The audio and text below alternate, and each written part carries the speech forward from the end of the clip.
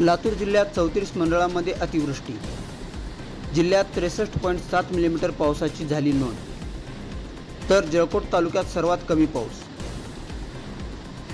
लातूर जिल्ह्यात सोमवारी जोरदार पावसाला सुरुवात झाली। जिल्हाभरात रात्रभर मरगाचा जोरदार पाऊस बरसला। जिल्ह्यातील 60 पैकी 34 मंडळांमध्ये पावसाने अतिवृष्टीची नोंद झाली आहे। यामध्ये निलंगा तालुक्यात 10 पैकी 10 मंडळात अतिवृष्टी झाली। जिल्ह्यात मंगळवारी सकाळी 8 वाजता संपलेल्या 24 तासात एकूण 63.7 मिलीमीटर पावसाची नोंद झाली असून जळकोट तालुक्यात सर्वात कमी 9.8 मिलीमीटर पाऊस झाला आहे। दरम्यान लातूर तालुक्यातील बिंदगेहाळ बोकनगाव येथे मांजरा नदीला पाणी आले आहे। मांजरा धरणात 3 सेंटीमीटरने वाढला पाणीसाठा। लातूर शहराला पाणीपुरवठा होणाऱ्या केज तालुक्यातील धनेगाव येथील मांजरा धरणाच्या पाणलोट क्षेत्रातही सोमवारी बऱ्यापैकी पाऊस बरसला।